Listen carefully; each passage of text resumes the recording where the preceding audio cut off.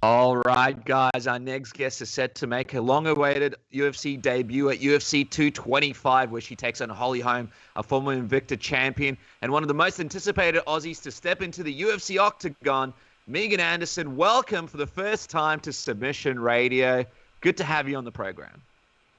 Hello, thanks for having me. Yeah, it's great to finally have you not only on the program, but on video in all your tattooed glory, so we're very lucky to have that. Apparently, the UFC asked you to notify them and send pictures of all your tats. Is this true? Why would they do that? And what was your reaction when they asked for that?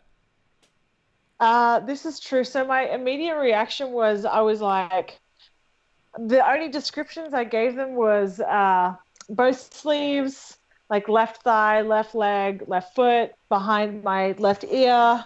And that was pretty much, they go, we're going to need like descriptions and pictures. I was like, I'll give you pictures, but there's no way I'm going to try and describe these. Why did they want them? Did they explain why they needed that? Were they looking for some kind of like gang affiliated tattoos or something? I have no idea. But I didn't give them the description, and they haven't said anything since, so I'm assuming that I'm okay. Well, speaking of your tattoos, do you have a favorite one that sort of sticks out to you that you're most proud of? I actually, like, it's a little bit upside down, but if you could see, there's like a little graveyard on the inside of my. That's like, weirdly, that's like my favorite one because it's like the smallest tattoo, but it has like a moon and like it has like a little dead tree and all this kind of stuff. Like, it's so small and it's like the smallest thing. It's on the inside of my wrist, but it has such like amazing detail. It's one of my favorite pieces. What is the meaning behind that one? Why did you want to get that one done? Nothing. It was just like a filler piece. Like we needed like just this section to be done, and we just kind of come up with the idea. It's really clever the way they did that one. Very, very nicely done. So, on January 14th last year, you won the Invicta featherweight title after beating Charmaine Tweed and told Holly Holm and Jermaine to keep the belt warm for you. So it's been such a long time coming, and there's even been a few false starts. How does it feel to now be less than 2 weeks away from finally officially making your UFC debut?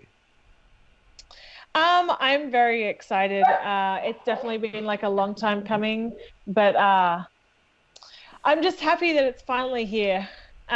We've been preparing and training for this for so long, and finally all that hard work is going to be paying off. Yeah, we imagine the last 16 months have been quite the roller coaster for you, going from, being Invicta champion to having 2 fights, not come together. One of them obviously being Cris Cyborg, and just in general, just sort of being on the sidelines and not really doing what you love, not being able to. How tough have these last 16 months been for you? It's definitely been really tough. It's kind of, it's hard to kind of watch your career get put on hold. It's not what anyone wants. So it's definitely been hard, but we've been training hard.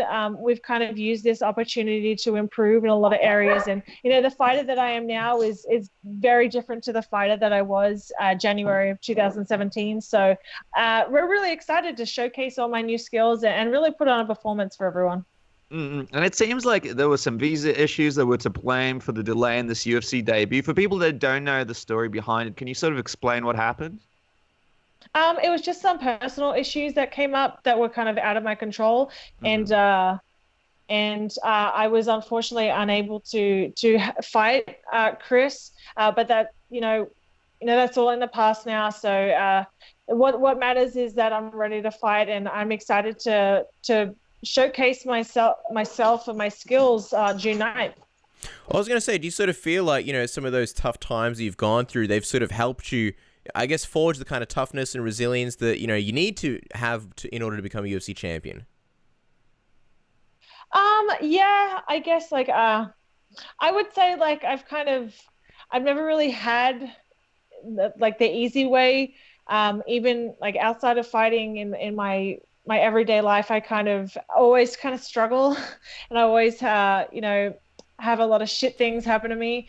So I guess it kind of helps me because in my opinion, what makes a true champion is someone who can use the pain suffering that has happened to them, and channel that into something great, and they can use that to become even better in their specific field, or become an even better athlete, or they channel that into being a better person, and I think that's really something that I've learned over the last year. And I've done a lot of self-reflecting, and I've changed a lot through this process. And I think it's really helped me to become not just a better martial artist, but in my mind, like I am a champion, and I like to, I guess help other people realize that even though they might be going through shitty times, or like something hard, or their breakup, or whatever it may be, everyone can get through it, and you'll come out of the other side stronger, and even more of a greater person than you already are. And your career in general is about overcoming adversity. Your MMA debut didn't go your way, neither did your Invicta debut. And as you approach your next big milestone in your career, do you see it as an opportunity to kind of break the curse with your big UFC debut? I don't really see it as like a curse. It's just, I guess, like different levels. Sorry, my camera just fell out. That's all good. That's the curse speaking right there. Just kidding. I guess it's like from my Invicta debut to now, it's very different. My training is very different. I went into my Invicta debut against a black belt in judo who was like a purple or brown belt in jiu-jitsu, and I was like a 2-stripe white belt, which is seriously like, you've been training for a little bit, and a little bit, and like you don't really know a lot. You just kind of survive. Whereas like in the space of 2.5 years, like I just recently got promoted to purple belt. My wrestling's improved immensely. My jiu-jitsu's improved a lot. My striking has, like, I'm improving from fight to fight. It's different. Like my training is very different. I have very specific coaches that we game plan, and we have specific game plans, and we know what we need to do. We know what we need to implement on June 9th. And I feel like it's a little bit different this time. And what a card to be finally making UFC debut on. You got Robert Whittaker in the main event. You got Tuivasa as well. What does it do for you to sort of be on a card with such a big Aussie presence? I'm excited. Very rarely do we get Australians on American cards, so it's even rarer to have 3 on the one card. So I think it's really exciting to be able to share this opportunity. And I'm a huge fan of both Ty and Rob. So I'm not only excited to fight myself, but I'm really excited to support them and to support Australian MMA. Yeah, it's absolutely huge. We're calling it the Australian takeover. And the big news recently was that your fight against Holly also got pushed up to the main card, so instead of the prelims. So what was your reaction to that news? And why do you think the UFC sort of decided to put you guys in such a sweet spot on the card? Obviously, it's a great fight, but there's so many great ones on the card. Yeah, I don't really know. When I was at Invicta a few weeks ago recently, I did a little stuff with the UFC Fight Pass guys, and they kind of asked me like, "Oh, do you know where you're on the card?" I was like, "Look, I don't know. A lot of places have us on the prelims or on the main card." And they kind of said they were still figuring out the placement of the card, but they either had us as the main event of the prelims or on the main card, but they hadn't decided. And then UFC 224 came out, and then I found out that we were going to be on the prelims, the main event of the prelims, which, doesn't really bother me. Like, I'm just happy to fight. And then I think it was like a week later at UFC shoey, they announced that that we were going to be like the featured bout on the main card, which is phenomenal. And you know what? Like, I completely understand that I am in this position because of Holly and her name and the big name that she brings. But I'm happy. I was happy to be the first fight on the card. I'm happy to be the last. Like, I just want to fight, and I want to put on an amazing performance, and I want to show everyone what I'm capable of, and that I am one of the best in the world at 145 pounds, and I deserve to be here. So just to clarify, so did you find out like everybody else did, just at UFC Chile, or nobody's told you that beforehand? No, I found out on the broadcast, and Wow. I flipped out. I was like, oh my God. Wow, unbelievable. And considering you're really the only true featherweight in the UFC other than Cris Cyborg, why do you think the UFC sort of gave you Holly instead of just making the Cris Cyborg fight straight away? I don't really know. The UFC has their reasons behind everything. I didn't really know who I was going to fight. Like, they tossed around a few names, so it could have been Cris, it could have been Holly, it could have been like a few other girls that they had in consideration. And so probably for like three, maybe 4 weeks, like I had no idea who I was going to be fighting, but they had told me that they either wanted me to fight on June 1st or on June 9th. So when I had a date, I just didn't have an opponent, and it didn't really matter for us. Like we were so ready to fight and to get into camp, and it didn't really matter. So whether it was Holly or Cris, like we would be prepared either way. You mentioned obviously that a bunch of different opponents you had a whole bunch of different opponents, a whole bunch of different options. But what was your reaction when you saw it would be Holly Holm in the end? I mean, this is a really big name in the sport. Everybody still remembers her massive win over Ronda Rousey when she sort of dethroned her here in Melbourne. And ever since then, she's sort of been one of the bigger names in the UFC. I mean, she's not the champion Cris Cyborg is, but in a lot of ways, we even more excited to sort of be fighting her because of her name value. Oh, definitely. I'm not stupid. Like this is even though it's fighting, you do have to market yourself, and you have to try and sell yourself and get your name out there so you can get the big fights, you can get the big money. Oh my God, I keep doing that. No. But at the end of the day, like whether it was Holly or Cris, I wouldn't have cared, but like I am excited that it's Holly just for the name factor that she does bring, and people like Holly. People are going to want to tune into Holly and watch her fight, and that's just more eyes on me. One of the theories, I saw an interview with Cyborg recently. She believes that the one of the reasons why the UFC put you on this main card, which I think, it makes a lot of sense, especially if you're making your UFC debut, maybe they want to set you up or sort of, I guess, promote you before you, eventually fight Cris Cyborg, and that's a good way to get people's eyes on it. Cyborg sort of put out her theory that the UFC essentially just trying to set up a rematch with Holly Holm and herself. Do you buy into that at all?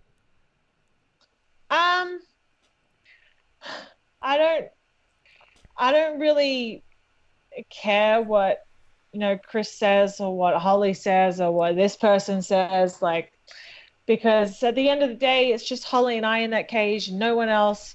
And, all I can control is me and my performance on June 9th.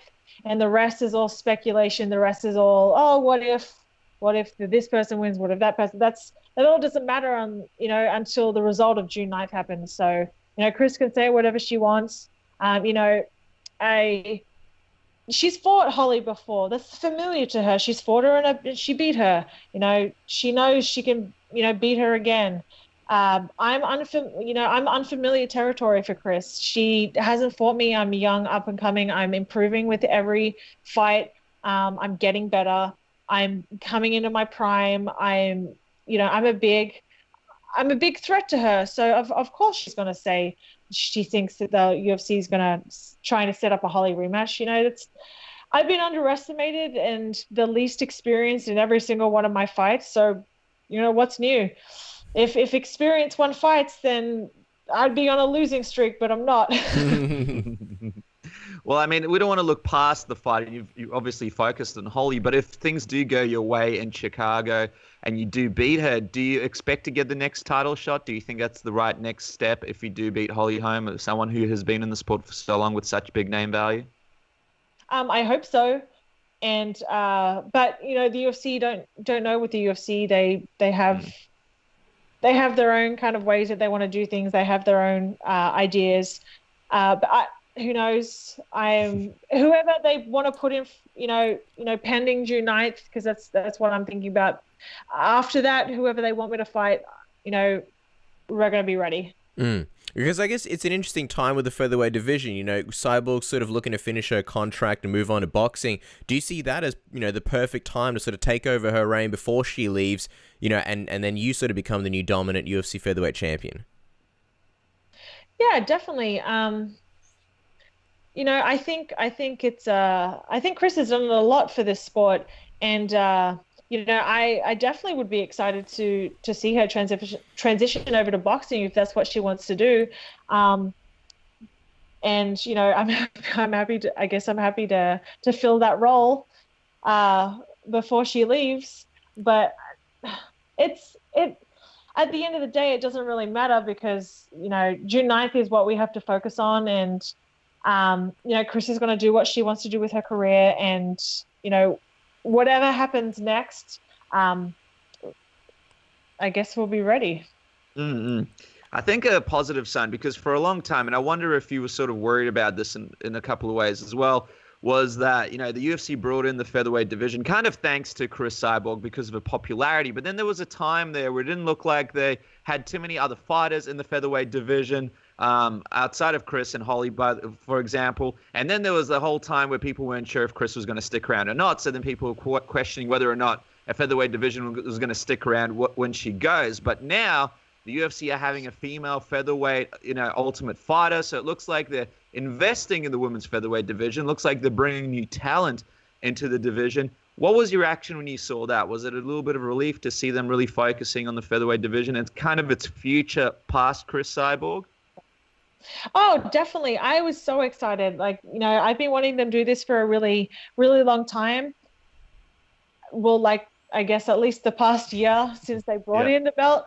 I think it's really interesting that they decided to do a tough house as soon as I was able to fight. I thought that was really weird. I'm like, why didn't you do that within the last year?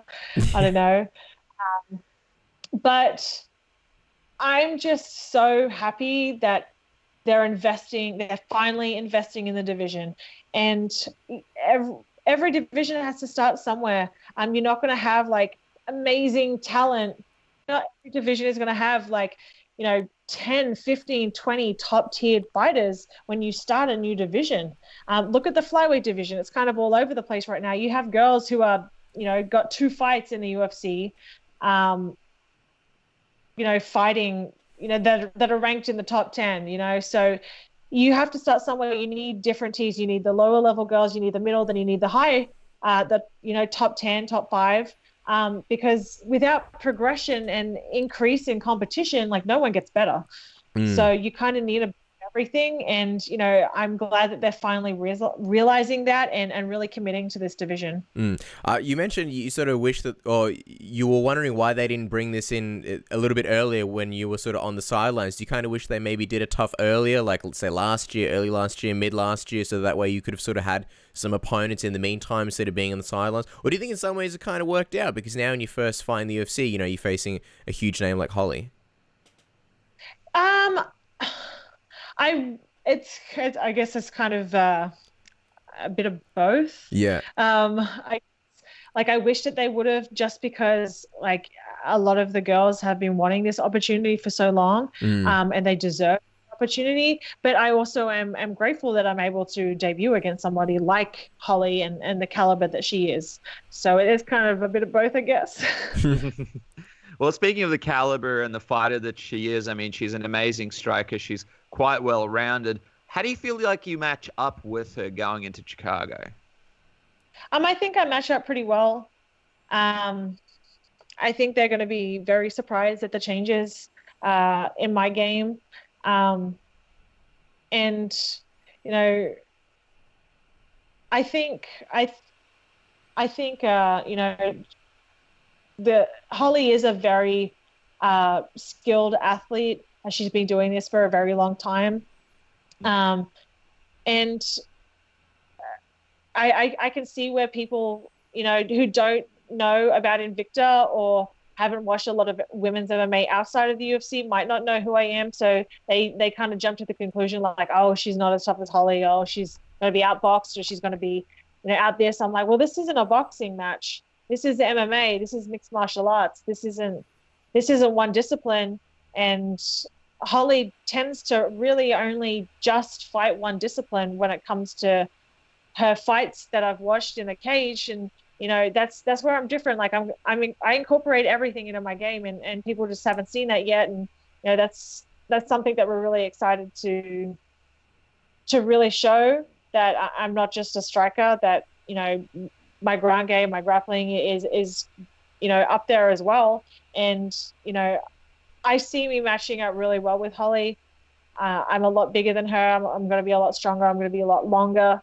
And I'm just excited to showcase that. You mentioned how you've taken that time off to really evolve and you've made huge improvements since we last saw you. Do you think that if they're, Holly and her camp sort of preparing for the Megan Anderson that we saw against Charmaine Tweed, that could be sort of to their detriment? Yeah, definitely. Jackson Wink, they're a very prestigious gym. Mm-hmm. I'm sure they realize that I'm improving, and I didn't just sit around do nothing for a year, and I'm sure that they understand that this is they've got a tough fight on their hands, but I just don't think they know where that the tough fight on their hands is going to happen. Of course, it's a little bit of a layoff for you, a little bit of, I suppose they say, cage rust. That's a term that's used quite a lot by commentators and sort of media people. Do you feel like the sort of break in between fights is going to have an effect on you? Or do you think it's just a mental thing? What are you sort of doing to avoid the effects of quote-unquote cage rust? I don't really believe in cage rust. I think it's a mindset. I spent, I took it wasn't by choice, but before my Invicta fight, I had like a 10 or 11 month layoff. So I've been here before. It's nothing new. I can assure you that I get hit harder in training than I do in fights predominantly. So I'm pretty prepared to get hit. I'm not a big fan of the term cage rust. I think it's a term that has been used by particularly MMA media to. I feel like people buy into the idea of cage rust because that's what they want to push, and I think it's bullshit. Look at Dominic Cruz; he took 2 years off and come back and won the belt. It's a mindset, and I think MMA media is the people that kind of, I think they wanna buy into something, and that's just what they've come up with, and I think it's bullshit. I know GSP once said that he didn't believe in sort of ring rust, and then he's all like, all right, now I'm changed on it. But we'll take the fall for this one, Megan. It was it was us sort of selling them, but it's a fun marketing tool, and it makes things more interesting. People might be doubting you at UFC 225, but they're in for a shock. What is the official prediction as we let you go? What is the official prediction? How do you see yourself getting it done at UFC 225? You scoff like you don't want to do a prediction. Yes. It's another media tool. Yeah. I'm not going to predict. I'm not going to predict the way it's going to happen, but I can predict that my hand's going to be raised. Well, how about this for a prediction? Any chance you get on the microphone afterwards, much like you did at Invicta 21? And if yes, what do you think you'll say? Do you have something in mind? Oh, I have so many things in my mind. I wanted part of me wants to talk shit. Part of me wants to be respectful. I'm just I'm all over the place. I'm I don't know what to say, but I definitely want to. I definitely want to address the whole, she's not experienced enough bullshit. I'm if experience won fights, I wouldn't be on a 4-fight winning streak right now. So clearly, can we stop using that? Can we stop using that phrase? Because it doesn't really mean shit anymore. And is there a chance there might be a shoey in the octagon? We know Tai Tuivasa, famous for his shoeys. Do you think there'll be an Aussie-wide shoey at the event if everyone wins? I'm going to leave that up to Tai, and I guess maybe if we all win, at the after party, I can do one with a soft drink or something like that because I don't drink. we saw you and Laura Sanko sort of did a shoey together. I think she did the real thing, but you kind of had a stubby and you drank it out of the Chuck Taylor. I think Tai was pretty disappointed somewhere. He is deemed to teach me the ways of the shoey. I just want to get someone. I either want to get a shoe that I'm not going to ruin that I need first. Yeah, that's all right. I mean, look, not everyone's about the shoey life. Like, Robert Whittaker has been on the program. He despises the shoey, and he made it very clear that he absolutely will not be doing one. So, we'll see. We'll see. There's a lot of reasons to tune in for... Yeah, exactly. He's like the ringmaster. He kind of dictates what happens, what doesn't with the shoey culture. But there it is, guys. A lot of reasons to tune into UFC 225. Megan Anderson versus Holly Holm on June 9th. It's going to be 10th here in Australia and New Zealand, of course, due to the time difference. Fights, shoeys, of course, follow her on Twitter and Instagram at @MeganA_MMA. And, of course, the YouTube channel, Aussie and Fancy Breakdown, which she breaks down and previews fights alongside the very beloved Laura Sanko. So there's a lot of good stuff. And, Megan, thank you so much for your time. We appreciate it. Good luck in Chicago, and thanks for coming on. No problem. Thanks so much for having me, guys.